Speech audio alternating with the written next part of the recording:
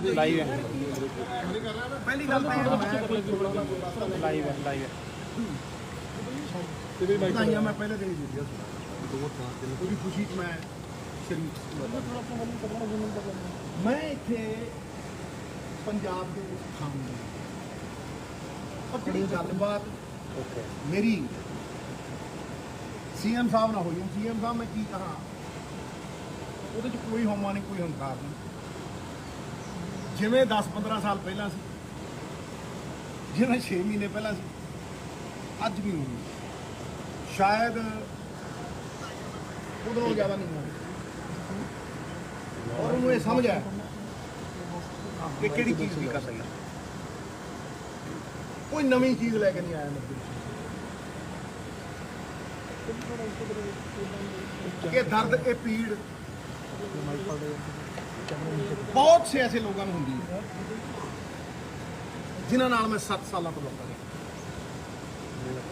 ਸਰਕਾਰ ਦੇ ਵਿੱਚ ਵੀ ਲੜਦਾ ਸੀ ਸੱਤਾ ਦੇ ਵਿੱਚ ਵੀ ਲੜਦਾ ਸੀ ਤੇ ਉਹੀ ਗੱਲਾਂ ਕਰਦਾ ਸੀ ਕਿ ਪੰਜਾਬ ਦਾ ਉਤਥਾਨ ਉਹਦੀ ਇਨਕਮ ਦੇ ਵਿੱਚ ਲਾਅ ਐਂਡ ਆਰਡਰ ਦੇ ਮਸਲਿਆਂ ਨੂੰ ਛੱਡ ਕੇ ਉਹਦੀ ਜਿਹੜੀ ਇਨਕਮ ਉਹਦੇ ਚ ਪੰਜਾਬ ਦਾ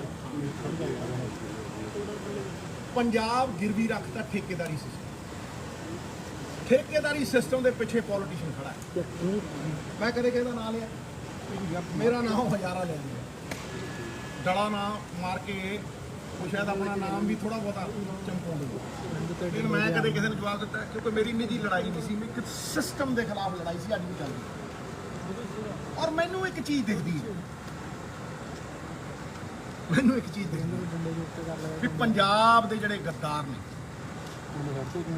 ਉਹਨਾਂ ਦਾ ਵਕਤ ਆ ਚਾਹੇ ਉਹ ਰੇਤੇ ਵਾਲੀ ਗੱਲ ਹੋਵੇ ਮੈਂ ਜੋ ਮੇਰੇ ਰੂਹ ਦੀ ਆਵਾਜ਼ ਸੀ ਮੈਂ ਉਹਨੂੰ ਕਹੀ ਕਿ ਜਿੱਦਨ ਠੇਕੇਦਾਰ ਮੁਕਾ ਦੇਗਾ ਪਿੱਛੇ ਖੜਾ ਪੋਲੀਟੀਸ਼ੀਅਨ ਦਿਖ ਪਊ ਹੋਵੇ ਕੋਈ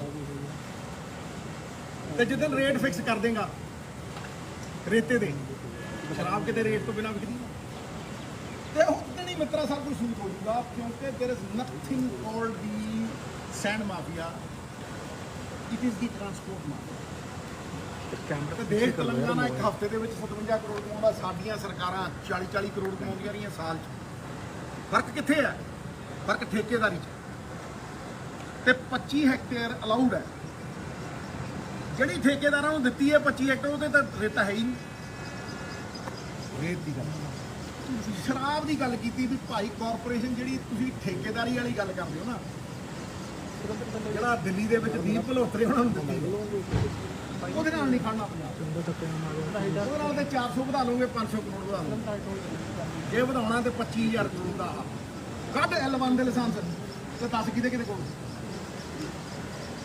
ਤੇ ਕੌਣ ਪੰਜਾਬ ਦਾ ਗੱਦਾਰ ਜਿਹੜਾ ਪੋਲੀਟੀਸ਼ੀਅਨ ਵਰਤਦਾ ਸੀ ਤੇ ਕਿਹੜਾ ਚੋਰੀ ਕਰਦਾ ਸੀ ਤੇ ਨਾਲ ਸੀਨਾ ਚੋਰੀ ਕਰਦਾ ਪਤਾ ਲੱਗ ਜਾਣੀ ਤੋਤਲੇ ਜਾਣੇ ਇੱਕੋ ਸਮਝੋ ਮੇਰੀ ਗੱਲ ਇਹ ਵੀ ਕਿਹਾ ਕਿ ਪੰਜਾਬ ਨੂੰ ਠੇਕੇਦਾਰੀ ਨਾਲ ਆਊਟਸੋਰਸ ਕਰਤਾ ਗਿਰਵੀ ਤੱਕ ਔਰ ਮੇਰੀ ਲੜਾਈ ਉਦੋਂ ਤੱਕ ਜਾਰੀ ਰਹੂ ਜਦ ਤੱਕ ਕੋਈ ਇਹ ਪੂਰਾ ਨਹੀਂ ਕਰਦਾ ਔਰ ਜਿੱਦਣ ਇਹ ਪੂਰਾ ਕਰ ਦੂ ਜੈਕਾਰ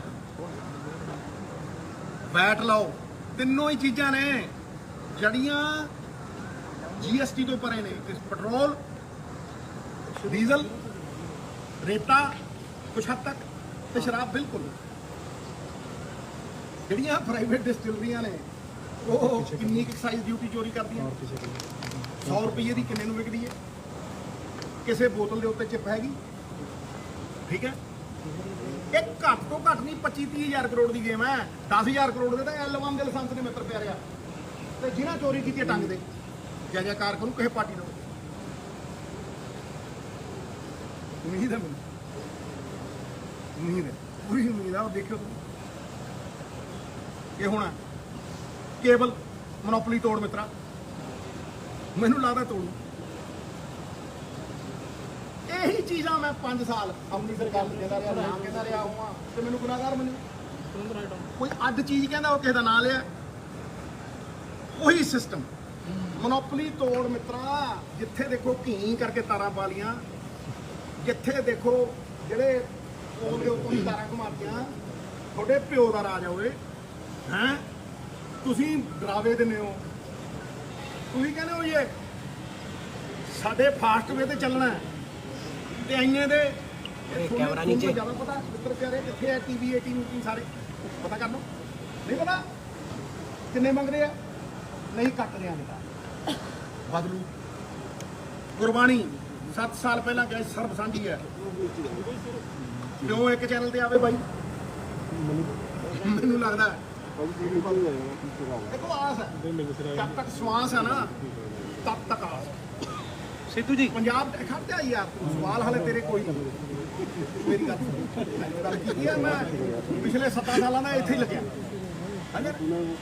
ਤੂੰ ਮੈਨੂੰ TRP ਵਾਲੇ ਉਸ ਚ ਨਾਲ ਜਾਈ, ਮੈਂ ਉਲਝਣਾ ਨਹੀਂ। ਚੌਥੀ ਚੀਜ਼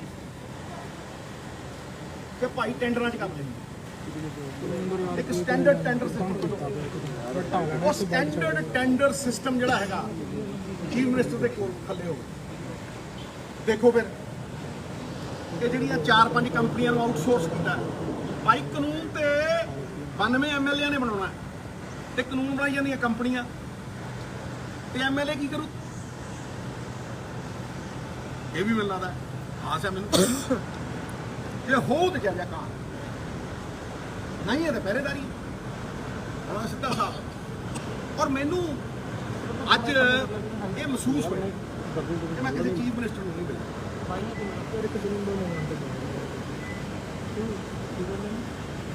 ਜਿੰਨਾ ਕੁ ਦਰਦ ਮੈਨੂੰ ਹੈ ਉਹਨੂੰ ਵੀ ਸਮਝਦੇ ਹੋ? ਠੀਕ ਹੈ, ਕਰ ਭਾਈ PPA ਰੱਦ, ਜਿਵੇਂ ਰੱਦ ਹੋਣਗੇ ਸਮਾਰਟ PPA ਸਹੀ,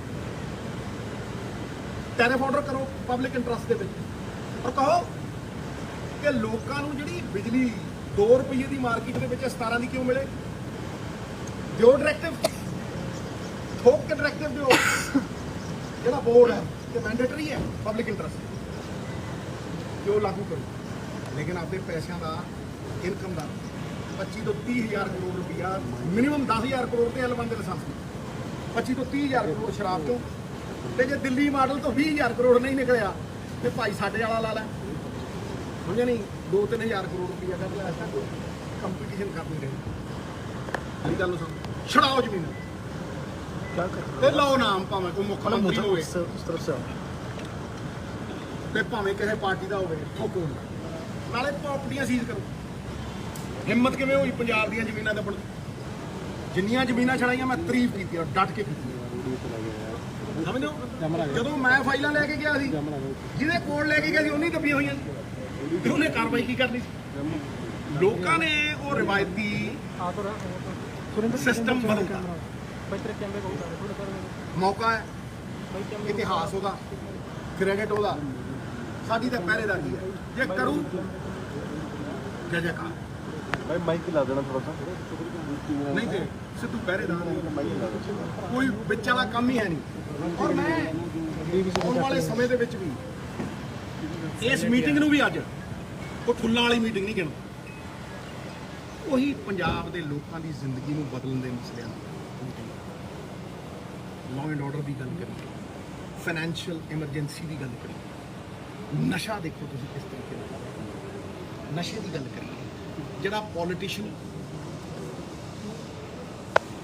ਡਰੱਗ ਪੈਡਲਰ ਔਰ ਪੁਲਿਸ ਦੇ ਵਿੱਚ ਨੈਕਸਸ ਹੈ ਤੋੜੀ, ਜਦ ਤੱਕ ਨਹੀਂ ਟੁੱਟੂਗਾ ਤੁਹਾਨੂੰ ਆਪ ਨੂੰ ਅਹਿਸਾਸ ਹੋਊਗਾ, ਉਹ ਤੱਕ ਇਹ ਸਭ ਕੁਝ ਚੱਲੀ ਜਾਊਗਾ। ਵੱਡੀਆਂ ਮਗਰਮੱਛ ਕਾਂ ਟੰਗੋ, ਜਿਹੜੇ ਗੁਨਾਹਗਾਰ ਨੇ ਸਜ਼ਾ ਦਿਓ, ਜਿਹੜੇ ਰਾਜ 'ਚ ਚੰਗਾ ਕੰਮ ਕਰਨ ਵਾਲੇ ਦੀ ਪਿੱਠ ਨਹੀਂ ਠੋਕਣਗੇ, ਮਾੜਾ ਕੰਮ ਕਰਨ ਵਾਲੇ ਨੂੰ ਸਜ਼ਾ ਨਹੀਂ ਦੇਵੋਗੇ, ਉਹ ਤਬਾਹ ਹੋਏਗਾ ਹੀ।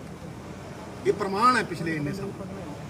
ਲੇਕਿਨ ਜਿਸ ਤਰ੍ਹਾਂ ਉੱਦਾਂ ਲੜਦਾ ਰਿਹਾ, ਕੋਈ ਮੁੱਦੇ ਅੱਜ ਨਵੇਂ ਨਹੀਂ ਚੱਕੇ, ਝਾੜੂ ਦੇ ਤੀਲੇ ਵਾਂਗੂ ਖਲਾਰ ਦੋ। ਪਰ ਇਹ ਹੈ ਕਿ ਇਹ ਇੱਕ ਨਵੀਂ ਸੋਚ ਪੰਜਾਬ ਦੇ ਲੋਕਾਂ ਨੇ, ਇੱਕ ਨਵਾਂ ਮੈਂਡੇਟ, ਉਹਦੀ ਮੈਂ ਰਿਸਪੈਕਟ ਕਰਦਾ, ਉਹਦੀ ਮੈਂ ਇੱਜ਼ਤ ਕਰਦਾ।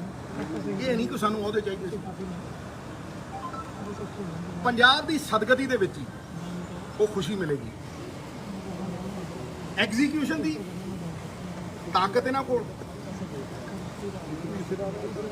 ਪੋਲੀਟੀਕਲ ਵਿਲ ਅਗਰ ਦਿਖਾਉਣਗੇ ਤੇ ਮੇਰੇ ਵੱਲੋਂ ਸ਼ੁਭਕਾਮਨਾ, ਮੇਰੇ ਵੱਲੋਂ ਪੰਜਾਬ ਦੀ ਸਦਗਤੀ ਦੇ ਵਿੱਚ ਮੇਰਾ ਕਲਿਆਣ ਕਰ, ਇਹ ਅਰਦਾਸ ਹਮੇਸ਼ਾ ਹੁੰਦੀ ਰਹੇਗੀ। ਬਾਕੀ ਸਿੱਧੀ ਜੀ ਗੱਲ ਹੈ ਮਿੱਤਰ ਪਿਆਰੇ,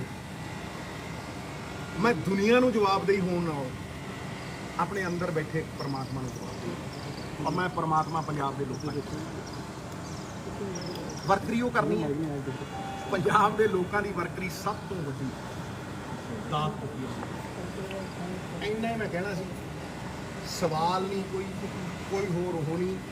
ਤੁਹਾਨੂੰ ਜਿਹੜੀ ਇਨਫੋਰਮੇਸ਼ਨ ਉੱਤੇ ਜੋ ਹੋਇਆ, ਮੈਂ ਉਹਦੀ ਇਨਫੋਰਮੇਸ਼ਨ ਦੇ ਕੇ ਚੱਲਿਆ। ਪੋਜ਼ਿਟਿਵ ਮੀਟਿੰਗ ਵਿੱਚ ਬਹੁਤ ਪੋਜ਼ਿਟਿਵ ਇਸ ਕਰਕੇ ਕਿ ਦੇਖੋ, ਜਦੋਂ ਕੋਈ ਬੰਦਾ ਰਿਸੈਪਟਿਵ ਹੁੰਦਾ ਹੈ ਤਾਂ ਹੀ ਤੁਹਾਨੂੰ 50 ਮਿੰਟ ਦਾ ਪਤਾ ਨਹੀਂ ਲੱਗਦਾ, ਨਹੀਂ ਤੇ ਵਕਤ ਠਹਿਰ ਜਾਂਦਾ। ਜਿੱਥੇ ਤੁਹਾਨੂੰ ਇਹ ਲੱਗਦਾ ਹੈ ਕਿ ਬੰਦਾ ਰਿਸੈਪਟਿਵ ਵੀ ਸਾਹਮਣੇ, ਤੇ ਵਕਤ ਠਹਿਰ ਜਾਂਦਾ। ਤੇ ਪਾਈਏ, ਮੈਂ ਆਪਣੀ ਸਰਕਾਰ 'ਚ ਆਪਣੇ ਮੁੱਖ ਮੰਤਰੀਆਂ ਨੂੰ ਕਹਿੰਦਾ ਰਿਹਾ, ਪਹਿਲੀ ਕੈਬਨਿਟ 'ਚ ਕੈਪਟਨ ਅਮਰਿੰਦਰ ਸਿੰਘ ਇਹ ਬੰਦ ਕਰ ਚੋਰੀ, ਆਹ ਇਹ ਰੂਲ, ਆਹ ਚੱਕ, ਆਹ ਕਾਨੂੰਨ ਖੜਾ ਕਰ। ਕੋਈ ਨਵਾਂ ਉਹ ਤਾਂ ਨਹੀਂ, ਕਿਸੇ ਦਾ ਨਾਂ ਨਹੀਂ ਲਿਆ। ਸਿਸਟਮ ਦੀ ਲੜਾਈ ਜਾਰੀ ਇਸ ਦਿਨ ਪਹਿਲਾਂ